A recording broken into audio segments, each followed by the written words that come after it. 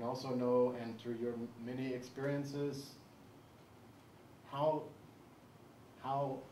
pervading, far pervading these things can really be. Another story is about metta.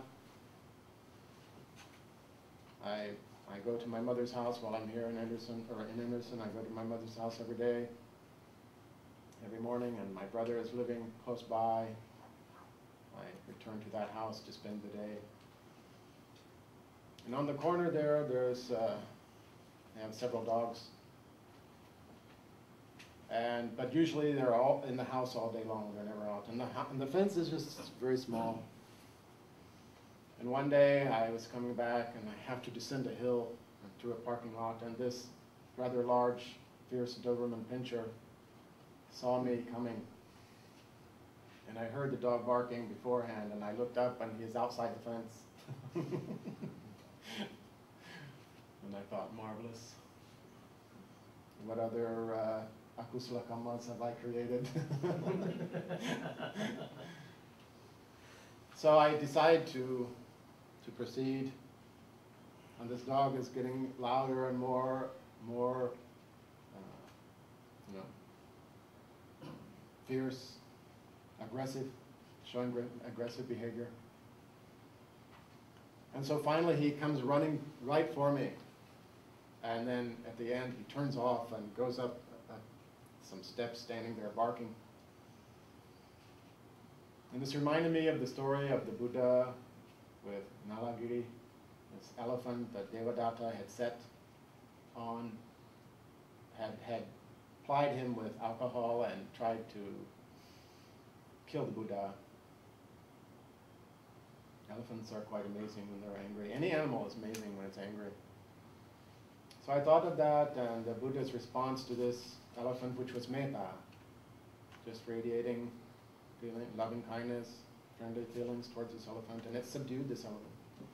Why not? I might as well try the same thing with this Doberman Pinscher. So I talked to the dog. I said, it's okay. I'm not here to hurt you, to do anything to you.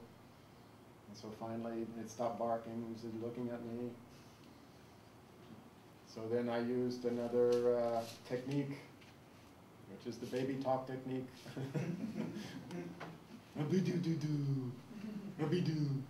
And then the dog started wagging his tail and ran over to me, actually almost knocking me down. He wanted me to rub his stomach. So it got me to thinking, you know, all beings are fear for their life, fear for their personal safety. And sometimes rightly so, because of the way others react to them. So we have in our past, we have developed dosa, anger, to a very large extent, but the metta is not in proportion. Metta is fractional in comparison.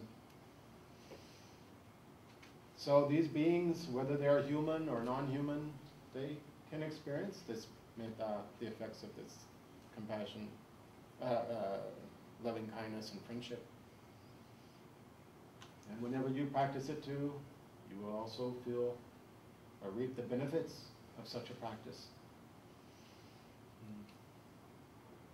Sometimes this is a catch-22. It's very difficult. You do this, this will happen. If you do this, this will happen. But sometimes it's not immediate. So we try to rationalize our thinking. Unfortunately, our thinking is not so rational because it is dictated by the defilements. So you began to give some clue for us. We spend our day with what's going on in the day, and we respond to the environment, the situation at the time. We don't have time to, in a sense, I don't have time to practice, to implant, to cultivate this in our mind. Can you give us, point us the ways how to cultivate, how to plant this Brahma Vihara things in our mind, in ourselves? We always have time. We have time for other things. We have time for this. So every day in Thailand, chanting. We have morning chanting, we have evening chanting. Maybe for those who are not, do not care for the term chanting, we can replace it with reflection. Time for all types of reflection. One of them is metta. Well, we go through the whole Brahma Vihara every day.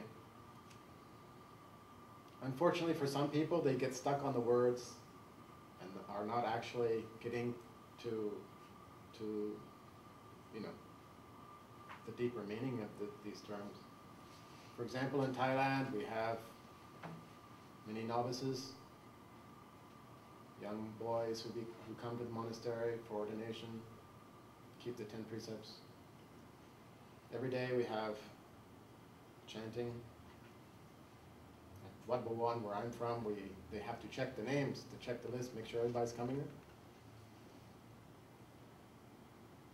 So sometimes these novices, they're out playing, then right before they call the names, they jump inside the chapel. I'm here! And right after they check their name, they run outside again. Unfortunately, they do not yet understand the benefit of these chanting. They see it as some type of task that is just boring and maybe superficial. Well, that's nobody else's fault but their own. But they did not make an effort to understand it. So every day, and also Pali language, it is, some people might call it a dead language. It is not in use. In Thailand, they have Pali chanting with Thai translation. In the United States, we have Pali chanting with English translation. The point is, we must contemplate on something that we understand. If you understand the Pali, fine. If you understand the English, fine. So, you will, if you do this every day, and it can just be for a few minutes. It doesn't have to be for a long time. Every time I go to sleep, I think, spread metta to my parents, to my siblings, to my friends, to relatives, and to people who I don't know, then to in all the directions.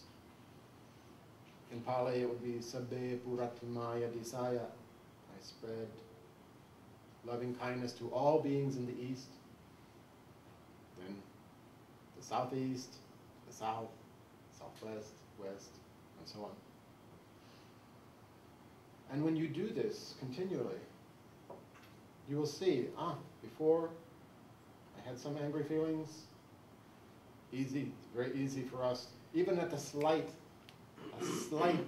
type of interaction with others, negative interaction with others, slight, even so slight, anger is immediately there. Even watching TV, sometimes you see on the news, you see these negative stories. It's most of them in the news, everything, all of this input, all of this IT technology, majority of it is negative. How could it not be negative? Because people have so much lobha, dosa, moha in their lives. So whenever you cut this off, you must do something else to counter that. So maybe before you go to work, just a minute. You can start with a minute. Then whenever you are reaping the benefits of this, before I was satisfied with a minute, now I'm not. Now I want 2 minutes. I want 3 minutes now. Some people spend their whole day, hours, like I told you, intensive meditation, spreading these thoughts. And you'll notice, before I was disturbed by these thoughts that are appearing in my own mind. Now I don't have these thoughts. Or if I have them, they're not constant as they were. They're not so frequent. They're getting less and less.